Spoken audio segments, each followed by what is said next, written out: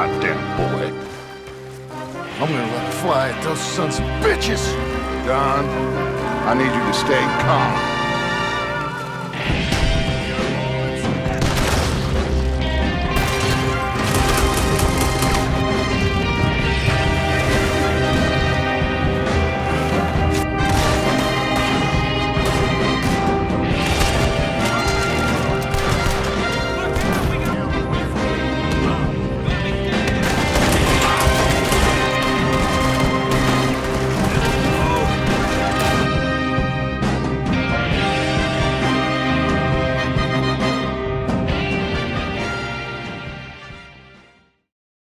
Red Dead Redemption 2, developed by Rockstar Games, is widely regarded as one of the greatest video games of all time.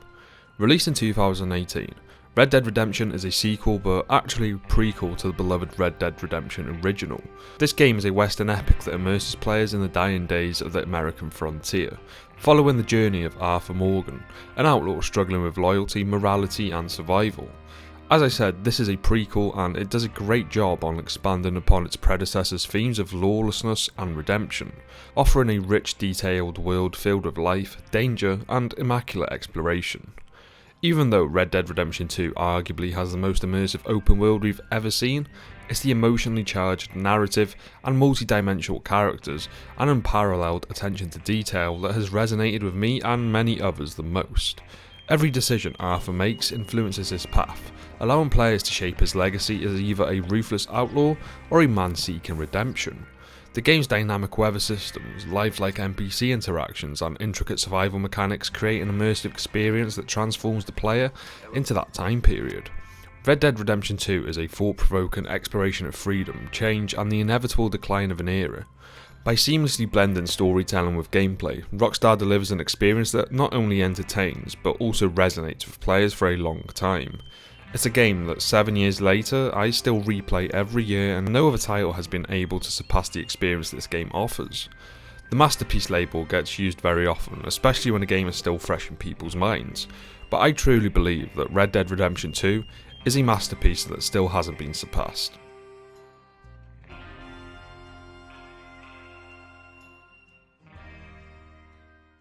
At its core, Red Dead Redemption 2's story is one about loyalty, betrayal and survival. Set against the backdrop of the fading Wild West in 1899, the American frontier is being tamed, and the era of outlaws is coming to an end. The federal government is cracking down on criminal enterprises and modernity is closing in fast. Caught in the middle of this changing world, we play as Arthur Morgan, a seasoned outlaw and trusted lieutenant of the Van der Linde gang, led by the charismatic yet increasingly unhinged Dutch Van der Linde. But this isn't just your normal western, it's a deconstruction of the Wild West, an exploration of what happens when a dream dies, and when the pursuit of freedom becomes the cause of one's downfall. Dutch and his gang want to outrun the tightening grip of civilization, clinging to their ideals of liberty and rebellion, especially Dutch. But with every heist, every misstep, the way of life becomes less and less sustainable. The story is slow, especially in the first chapter where we are introduced to the characters and their positions within the gang. We are introduced just after the events of Blackwater and its aftermath. We don't exactly know what happened at Blackwater, but we know it has put us in this predicament.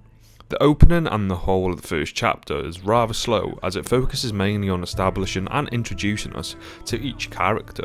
This slow approach could turn a lot of people away from playing the game, but I think it does a fantastic job at pacing the story, and it takes its time to introduce every important character. The pace picks up in the following chapters, where we move down to Valentine, and are tasked by Dutch to start making some money for the gang. However, this doesn't last long, as the Pinkertons are hot on our trail. Yes, Arthur Morgan, Van der Linde's most trusted associate. And so is Leviticus Cornwall, someone who we robbed from earlier on. My name is Leviticus Cornwall. I am not a man to be messed with by the likes of you. Let's move on.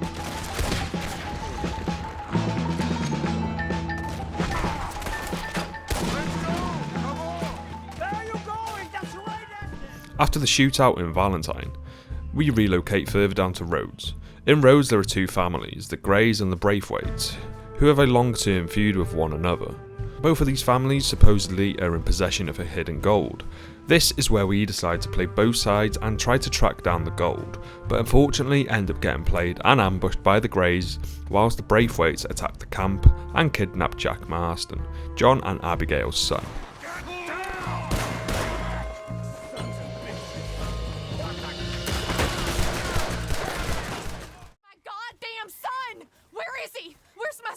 They took him, didn't they? They took my son. Who took him? We think the Braithwaite woman took him. Oh. But Kieran saw a couple of fellas sound like Braithwaite. This leads to my personal favourite mission in the game, the Braithwaite Mansion, an epic mission where Dutch and the gang slaughter everyone and burn the whole place down.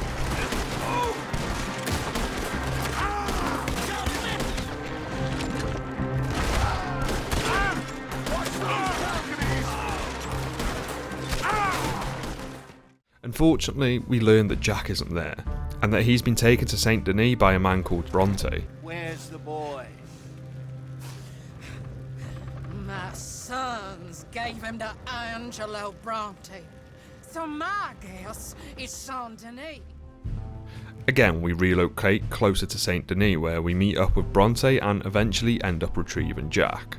Things are looking good, until, yet again, Dutch and the gang get played by Bronte. Greasy son of a bitch! He set us up! You think? This seemed like a good time for sarcasm to you, Arthur? As revenge, Dutch orders the gang to kidnap Bronte, and this is where we really start to see Dutch's descent into madness and paranoia as he kills Bronte and ultimately feeds him to the alligator. So filth has got to be disposed of! Your friends, the Pinkertons, gonna come and rescue you? You repulsive little maggot!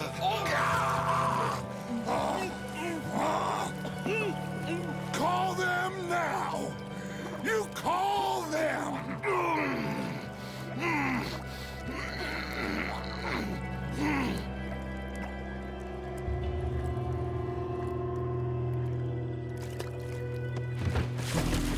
Jesus.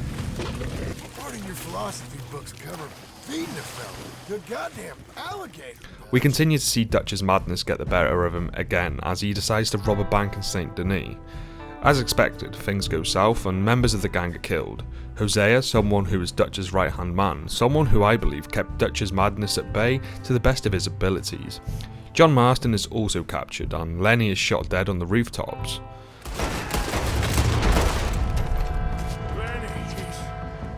He's dead! Oh, God, no! We escape Saint Denis on a boat that ends up going under. We end up on the island of Guarma where we have to find our way home and do so by helping Hercule Fontaine in freeing the plantation workers. The next major event that takes place is in a new camp where Molly O'Shea confesses to Dutch that she tipped off Agent Milton about the bank robbery back in Saint Denis. Miss. I don't know you nothing. Nothing. Okay. I'll spit in your eye. I did. I told them. I'm sorry? Yeah, I told them and I tell them again. Now I've got God's ear. You told who what? Mr. Milton and Mr. Ross about the bank robbery, and I wanted them to kill you. You did what? Arthur then collapses on the street and it's here where we learn that he has tuberculosis. Okay, now here. Breathe. Again. Let me see your tongue. Say ah. Ah.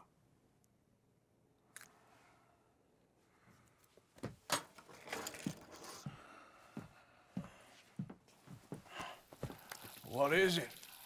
It's not good news. I guess that. You got tuberculosis. I'm really sorry for you, son. It's a hell of a thing. What you mean? You're real sick. It's a progressive disease. From this point onward, we see him have a complete shift in character and his beliefs. Knowing his time is limited, he wants to make amends and right his wrongs. After finding out that John Marston was to be hung for his involvement in the bank robbery, Arthur and Sadie Adler break John out and John goes on to tell us that Dutch let him be captured, something we would later see for ourselves during the oil plant mission. At this point in the story, Dutch has completely lost his way as he goes on to kill Leviticus Cornwall. You kill, I kill. You rob, I rob. Only difference I can see is I choose whom I kill and rob, and you destroy everything in your path. I've heard just about enough. I'll tell you what, you give me this ship, $10,000 and safe passage out of here, I'll let you live. I'll do no such thing. You sure? Good. I prefer it this way. You've lost your man! We then have the oil plant mission where Dutch leaves us to die, but luckily we are saved by Eagle Flies at the expense of his own life.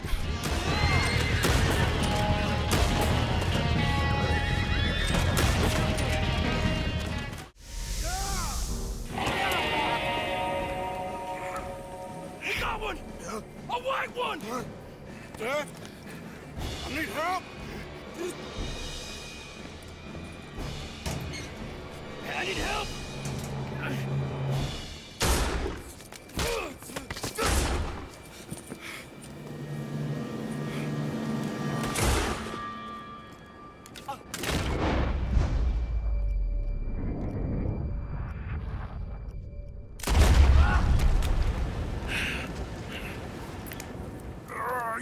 You silly fool! However, the final nail in the coffin comes when Abigail is captured by Agent Milton. Dutch, someone who always talks about family and loyalty, finally shows his true colours and just how much he's been influenced by Micah Bell, as he refuses to rescue her. Arthur and Sadie take matters into their own hands again and go on to save Abigail, where they learn that it's been Micah who has been working with the Pinkertons and tipping them off. They came and took Abigail. I saved Jack. We hid, but they took Abigail. Who did? Agent Milton and his men took her to Van Horn to be put on a boat and tried for murder. I am sorry to hear that. We gotta let her go. John's, well, sorry, son. Without John, she's just bait. Got a bunch of money, Dutch. She's just a girl. They won't do nothing to her. But me and the boys know. Yep. We need to keep riding on this one, Dutch. You know it. Every man here knows So we it. just gonna let the boy be made an orphan? It ain't like that. What is it like? I wanna live, cowpoke. I still got the choice. Dutch, it's just a girl. You're right. Micah, it pains me to say it, Arthur, but he's right. Hutch! Come on, boys. Them goddamn years. Come on, Arthur. Let's go get her. You and me is all we need. We offered you a deal, Mr. Morgan. You should have taken it. I'm a fool, Mr. Milton. Not all you boys have quite so many scruples. Old Micah Bell, Micah, you mean Molly? Molly O'Shea, sweated her a couple of times, never talked a word, had to let her go. Micah Bell, we picked him up when you boys came back from the Caribbean, and he's been a good boy ever since.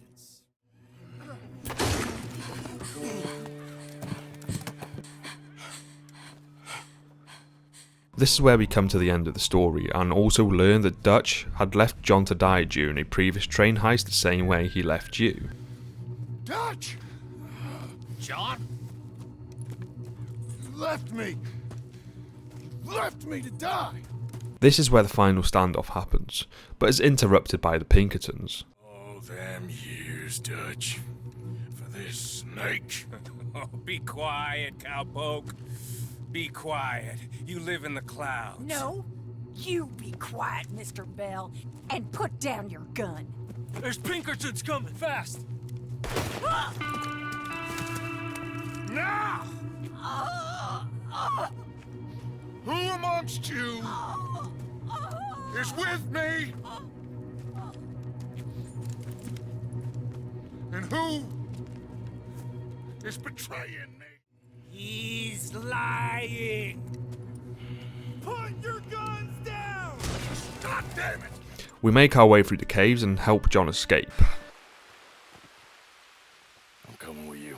I'm gonna get you out of this bullshit if it's the last goddamn thing I do. Thank you. That ain't no use to me now. Ain't no more time for talk. Go. Arthur, go to your family. Arthur, get the hell out of here and be a goddamn man. You're my brother. I know. I know. After fighting off the Pinkertons to help John escape, we get into one final fight with Micah, where we ultimately die. God damn you. It is over. Now, Arthur. It's over. Oh, Dutch. He's right. You know it, and I know it. He's sick. He's dying. He's talking crazy.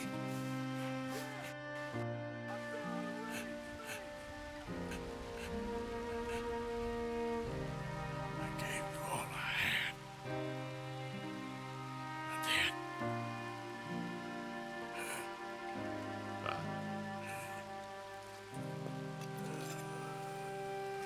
Come on, Dutch. Let's go, buddy. We made it. We won. Come on. Sean made it. He's the only one. The rest of us...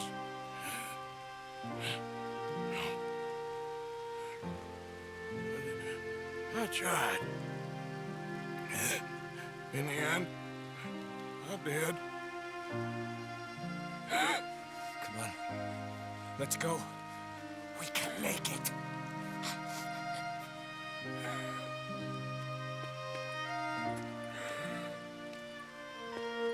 Come on, Dutch. Come on!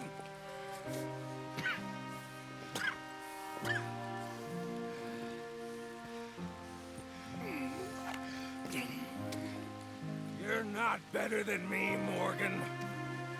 Whatever you say, you fool. Damn you.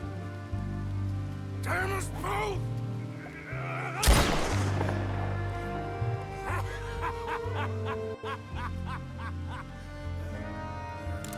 A gut-wrenching moment and an absolute tearjerker that has gone down as one of the best ending for any protagonist in gaming. Saving John and helping him get away safely to his family was his final act of kindness, and in a way Arthur's legacy lives through John. However, the game continues as we are put into the shoes of John Marston, who has put the life of an outlaw and gunslinger behind him. For now, anyway. The main outcome of playing as John is that you track down Micah with the help of Sadie. However, when you find him, he's not alone. All manner of folk paying social calls. Hello, son. Mrs. Adler. It's been quite a while. I ain't got too much to say no more.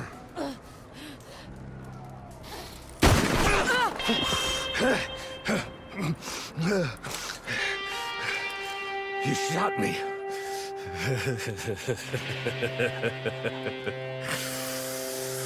You shot me pretty good.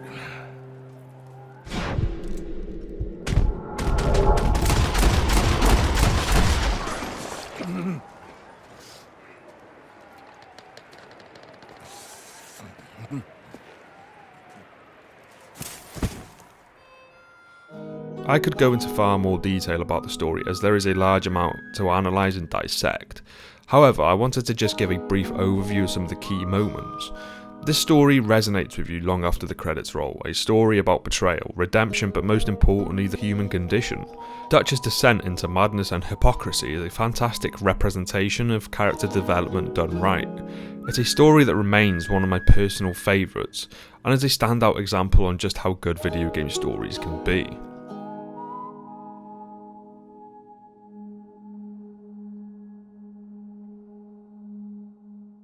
As great as the story is, it's the characters that breathe life into it, and the most important one of them all is Arthur Morgan, who, without question, is one of the greatest protagonists in gaming history. What makes him so compelling isn't just his skill with a gun, or his reputation as an outlaw, it's the depth of his character, the contradictions within him, and the way he evolves throughout the story. I ain't changed. I'm still a bad man. Maybe your path isn't changing, Arthur. My path is coming to an end, Reverend. I know, son. Arthur is introduced as Dutch's most loyal enforcer, a man who has spent his life in the gang, never questioning the morality of their action. He is devoted to Dutch, viewing him as a father figure. I was gonna say you're like a son to me, but you're more than that. But as the story unfolds, we see cracks begin to form. Dutch starts making reckless decisions, putting the gang in danger, and Arthur, who has always followed orders, starts to question everything, as do many others later on in the game. I had a lot of time to think in that jail, and I feel like I just don't know Dutch no more. You ain't the only one. And this plan to get us out, it just feels... I don't know. Like he's stringing us along, I know. This is especially true when Dutch leaves Arthur to die during the oil plant mission. One of Arthur's greatest strengths as a character is his relationships. His bond with John Marston, who is struggling to be a better man, is particularly significant. Arthur initially sees John as irresponsible, but over time he comes to respect him and even helps him guide toward a different path. His friendships with characters like Sadie Adler, Charles Smith, and even antagonist figure like Micah Bell all contribute to his growth. But where Arthur truly shines is in the small moments. His journalist world of sketches, observations and reflections that give us insight into his mind. He may be a gunslinger, but he is also a thinker. He wonders about the changing world, the meaning of life and his own legacy, especially later on in the game where he learns that he's fallen ill. It's rare to see a game character so fleshed out, so deeply human. And then of course there's the turning point, it's tuberculosis diagnosis. In a game filled with gunfights and high stakes drama, this moment is quiet, almost unremarkable, but it changes everything. From this point on, Arthur's story is no longer about survival, it's about redemption. He begins to make choices based on what matters rather than what benefits the gang. Whether it's helping a widow learn how to hunt, saving John's family, or making amends for his past sins, Arthur shifts from a man who lived without thinking about tomorrow to someone who desperately wants to leave behind something good. Arthur Morgan's journey is tragic because for all his growth, he knows he can't escape his fate, but that's what makes him unforgettable. His story is not about winning, it's about making peace with who he is and ensuring that, in the end, he does something right.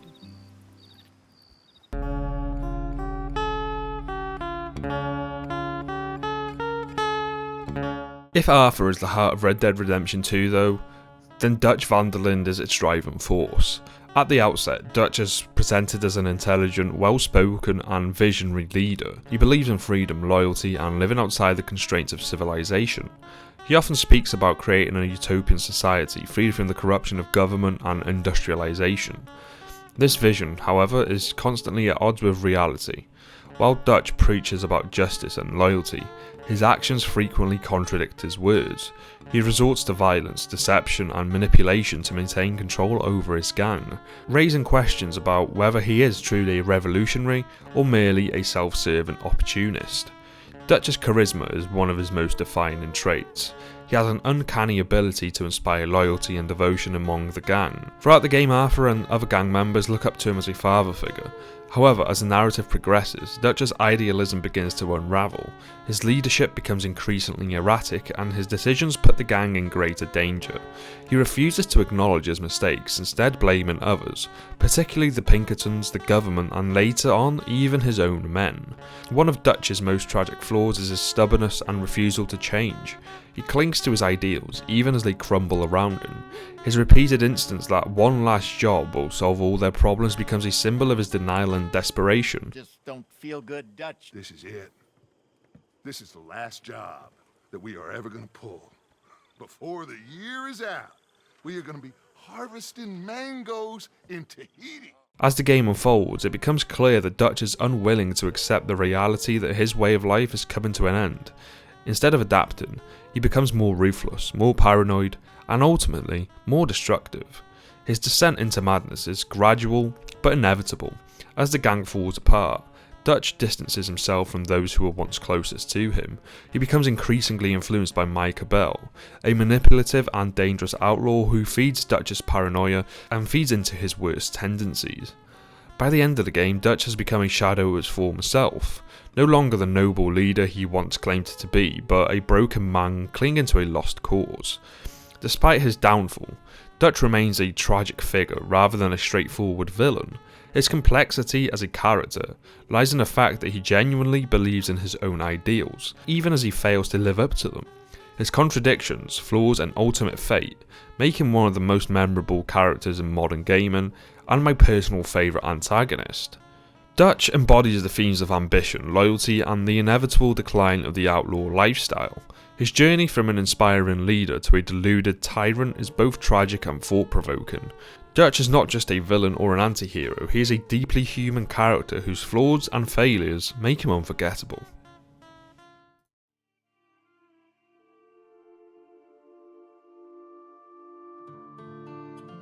One of Red Dead Redemption 2's most defining gameplay choices is its commitment to realism. Unlike many open world games that prioritise fast movement and instant gratification, Red Dead Redemption 2 demands patience. The player moves with deliberate weight.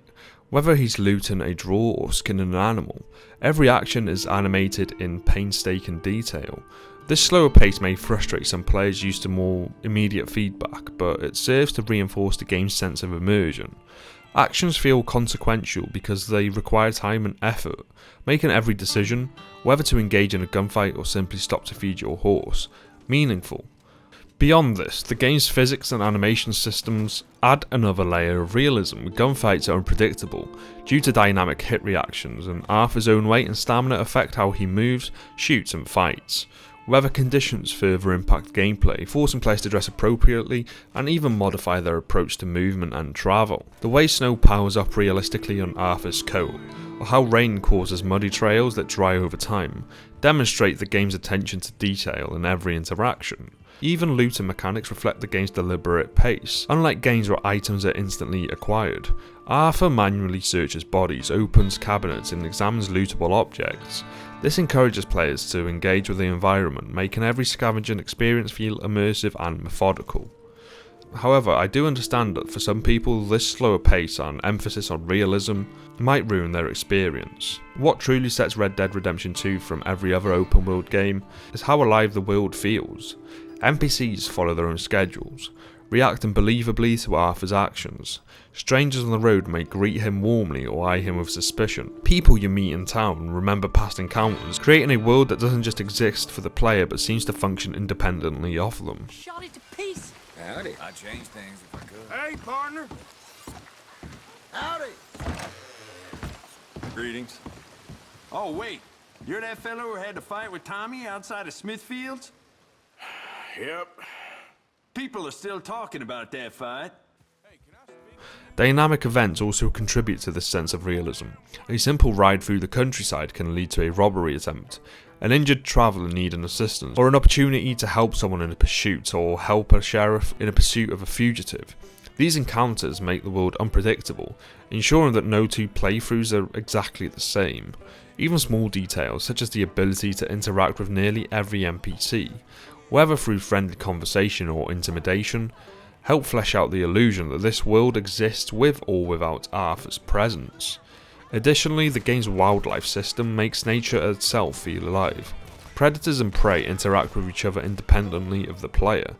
Even the horses and livestock show distinct behaviours, such as herds sticking together for protection or animals reacting fearfully to gunfire and predators. Town economies fluctuate based on player actions and scripted events, with shop inventories changing based on supply availability and crime levels affecting business operations. Such features make the game world feel truly reactive to the player's presence and actions. The combat mechanics in Red Dead Redemption 2 also emphasise realism over arcade-like action. Each weapon has weight, recoil and reload times that reflect historical accuracy. Unlike many modern shooters, where health regenerates automatically, Red Dead Redemption 2 forces players to manage Arthur's stamina, health and deadite cores, adding a survival element to combat encounters. Beyond the core mechanics, enemy AI and gunplay feel organic. Enemies react intelligently, using cover, flanking tactics, and even surrendering when overwhelmed and running away. The game's law enforcement system ensures that crimes have consequences. Players who engage in shootouts in towns will face persistent bounty hunters and lawmen who track them over time. And the only way to get rid of that is to go into a post office and pay those bounties off. Each weapon in Red Dead Redemption 2 has distinct characteristics, with rifles better suited for long-range engagements and revolvers excelling in close quarter combat.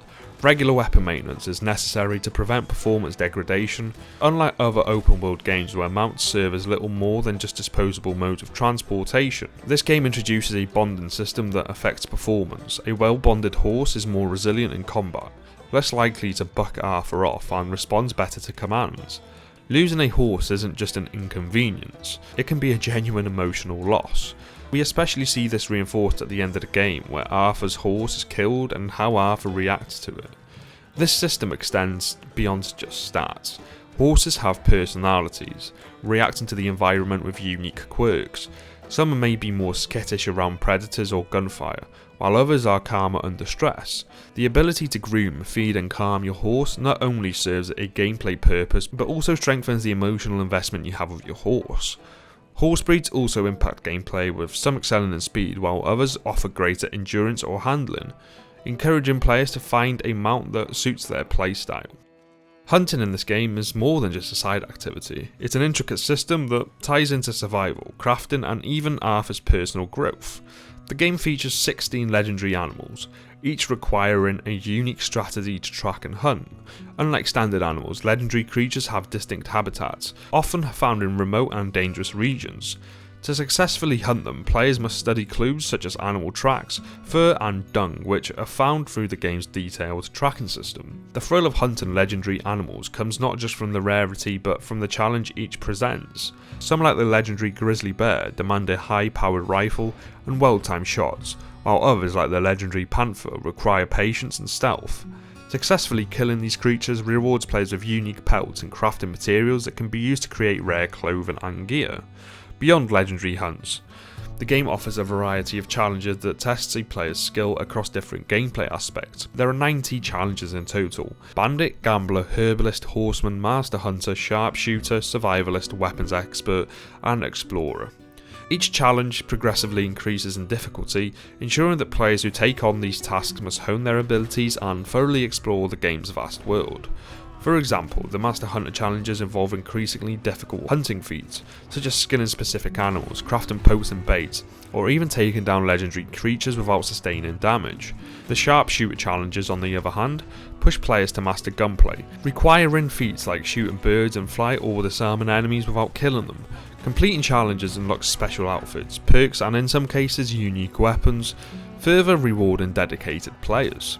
These systems encourage players to interact deeply with the world, pushing them to refine their skills, explore every corner of the map and engage with the game's mechanics in a meaningful way.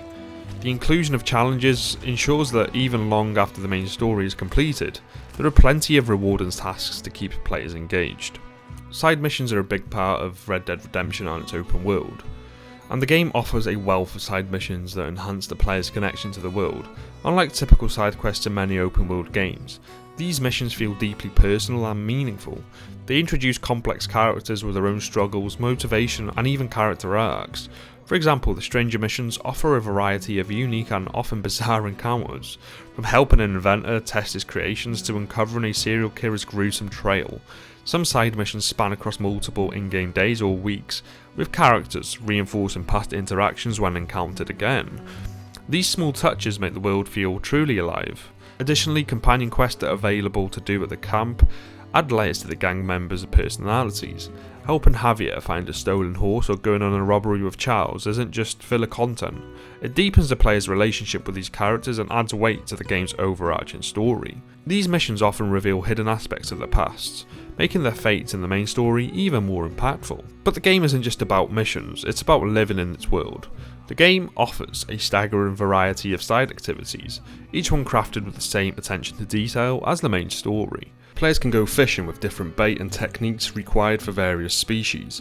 Hunting is another major aspect, with different animals reacting realistically based on location, time of day and scent. Tracking animals, choosing the right weapon and using the correct shot placement and all impact the quality of the pelt, which in turn affect trading and crafting. Other activities include gambling, where players can sit down for poker, blackjack and dominoes, or engage in knife throwing competitions. Even drinking at the saloon can lead to unexpected events, from drunken brawls to waking up miles away from where you started. Additionally, players can rob trains, stagecoaches and shops, each with its own risks and rewards. Red Dead Redemption 2 tells its story not just through cutscenes and missions, but through the world itself. Abandoned houses, wrecked carriages and chance encounters on the road provide glimpses into the lives of its inhabitants. The game is filled with hidden stories, some tragic, some mysterious, that reward players who take the time to explore. Red Dead Redemption 2 is a timeless classic that transcends the game and medium. It seamlessly blends outstanding writing and narrative with a living, breathing open world that immerses you in the world like no other game does. The story is gripping and deeply human, with themes everyone can relate to and that will always be relevant. But what I love most about the narrative is its ending. Red Dead Redemption 2 has no happy ending. It continues the theme that life catches up to everyone, and during that time frame and living as an outlaw, you can't outrun the inevitable. The same way John Marston couldn't outrun his inevitable ending in the first game. It's a cyclical nature of the lifestyle they lead, and just life as a whole. It's a hallmark in storytelling and narrative. It set a standard that only a selected number of games can live up to, but none have surpassed in my opinion. Some have gotten close, but it's this one that always pulls me right back in. And no matter how many times I play through the gut-wrenching ending, it will always pull on my heartstrings. Arthur Morgan and Dutch van der Linde are respectively the best protagonist and antagonist we have gotten in gaming, and to get both of these deeply complex characters in the same game is a true blessing that shouldn't be taken for granted. But it's not just the story and characters. I have spent several hours just roaming the open world, completing side missions, hunting down legendary animals, or simply just being an outlaw and having fun with the freedom the game offers. It's my favourite open world map, alongside Ghost of Tsushima and of course Elden Ring.